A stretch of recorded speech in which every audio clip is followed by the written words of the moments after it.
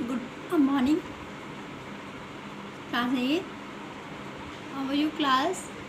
I hope you all will be fine. As you know that we are continuing the chapter number Basant book, and we had completed the last की चूड़ियाँ. हमने last की चूड़ियाँ पढ़ लिया था बच्चों. आपने बस की यात्रा को भी कंप्लीट कर लिया है. और आज जो आप पढ़ने वाले हैं वो आपने पिछली ही क्लास में एक चैप्टर और भी अच्छे से पूरा किया था. उसका नाम था दीवानों की हस्ती. उसको भी आपने पूरा कर लिया था. पत्रों की अनूठी यानी चिट्ठियों की अनूठी दुनिया, इसको भी आपने पूरा कर लिया है. जहाँ तक मुझे उम्मीद है आपने चैप्टर 5 तो पूरा कर लिया. आपका चैप्टर 5 तक पूरा हो गया है. आज जो हम लोग पढ़ेंगे बेटा वो पढ़ेंगे पार्ट 6 मतलब 6 पार्ट 6. पार्ट कौन सा? 6. आज हम सब पार्ट 6 पढ़ेंगे और पार्ट का नाम है भगवान के डाकिए. पार्ट का नाम क्या है बच्चों? भगवान के डाकिए. और इस भगवान के डाकिए को लिखा है हमारे कवि श्री रामधारी सिंह दिनकर जी ने. ठीक है. तो इसमें है क्या? पक्षी और बादल ये भगवान के डाकिए हैं जो एक महादेश से दूसरे महादेश को जाते हैं. वाह, सुंदर लाइन है. इसका मतलब है कि पक्षी और बादल जैसे डाकिए का काम क्या होता है? डाकिया का काम होता है कि एक जगह से दूसरे जगह पर जाना और जिसके भी SMS है, जिसके भी मैसेजेस हैं वो वहाँ तक उसको पहुँचाना. ये बोल रहा है, मतलब पोएम बोल रही है कि पक्षी और बादल ये उसी भगवान, ये डाकिए के जैसे, बिल्कुल जैसे हमारे लिए डाकिया होता है वैसे ये भी डाकिए के जैसे है. लेकिन ये भगवान के डाकिए हैं, हमारे नहीं, भगवान के. और इनका काम क्या है? एक महादेश से दूसरे महादेश को जाते हैं. मतलब जैसे ये कभी आज भारत में है तो कभी पहुंच जाएंगे उड़ते उड़ते कहीं दूसरी जगह पर पहुंच जाएंगे. या फिर मान लो आज अपने एक राज्य में है, आज उत्तर प्रदेश में है, तो इनका ठिकाना नहीं होगा कि कल ये उत्तर प्रदेश में रहेंगे या नहीं रहेंगे या किसी और राज्य में रहेंगे, है ना. तो वही चीज़ ये हमें इस पोएम से बताया जा रहा है. कह रहा है हम तो समझ नहीं पाते हैं मगर उनकी लाई चिट्ठियाँ. आप देखो जैसे कौवे आते हैं, कबूतर आते हैं हमारे घर पर, क्या करते हैं? बैठते हैं और काव काव करते हैं. या कोयल अपनी प्यारी प्यारी मीठी मीठी आवाज़ में बोलती है. तो कहने का मतलब है कि वो हमसे जो भी कुछ बोलते हैं हम उसको समझ नहीं पाते हैं. वही इसका मतलब है कि हम तो नहीं समझ पाते हैं उनकी लाई चिट्ठियाँ, मतलब उनकी बोलियों को हम समझ नहीं पाते हैं. फिर आगे पेड़ पौधे पानी और पहाड़ बाँचते हैं. बाँचते मतलब बोलते हैं.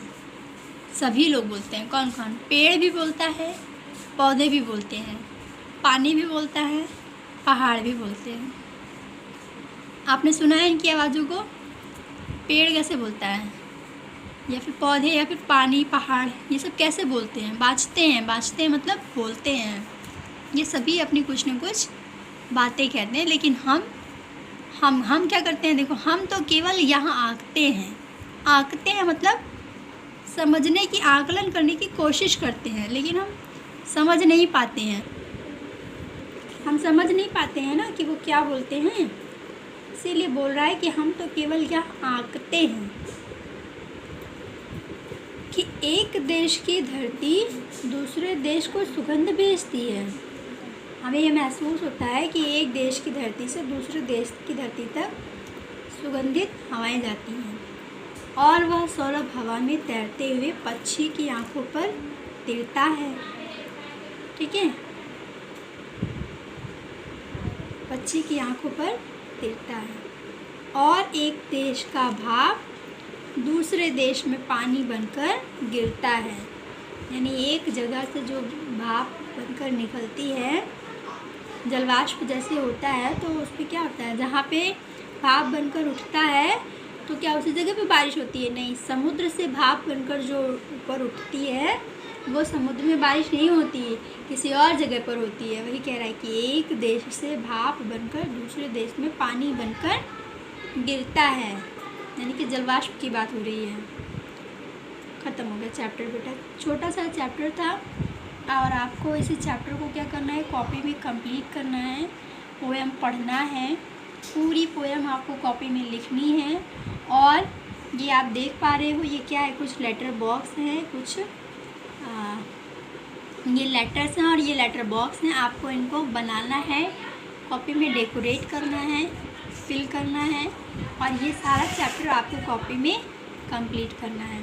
यहाँ पे कह रहे कवि ने पक्षी और बादल को भगवान के डाकिए क्यों बताया है। नेक्स्ट क्वेश्चन है, पक्षी और बादल द्वारा लाई गई चिट्ठियों को कौन कौन पढ़ पाते हैं। नेक्स्ट क्वेश्चन है, किन पंक्तियों का भाव है पक्षी और बादल सद्भाव और एकता का संदेश एक दूसरे को भेजते हैं, ये किन पंक्तियों का भाव है। नेक्स्ट आंसर है कि प्रकृति देश देश में भेदभाव नहीं करती है, एक देश से उठा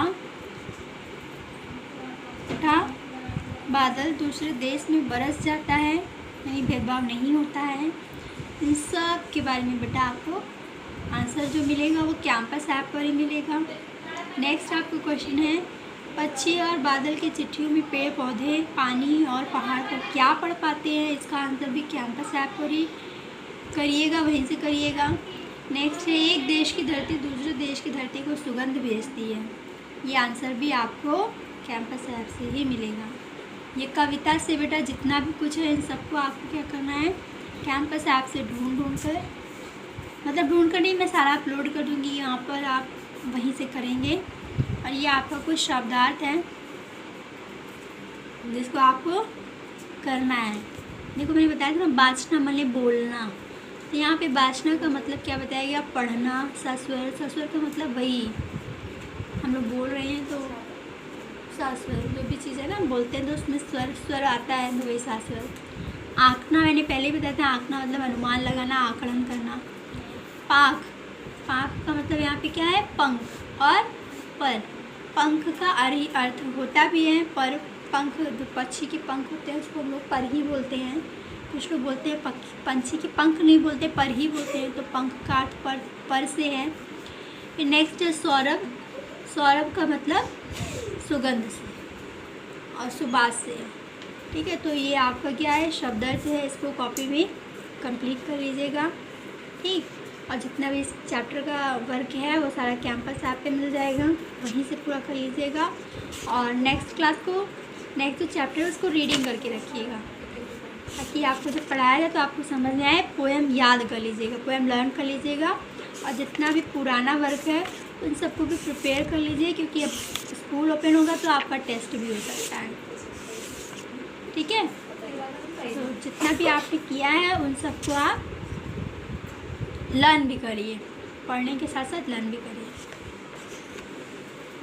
ओके। अगर आपको फिर भी कोई डाउट होता है तो आप पूछ सकते हैं।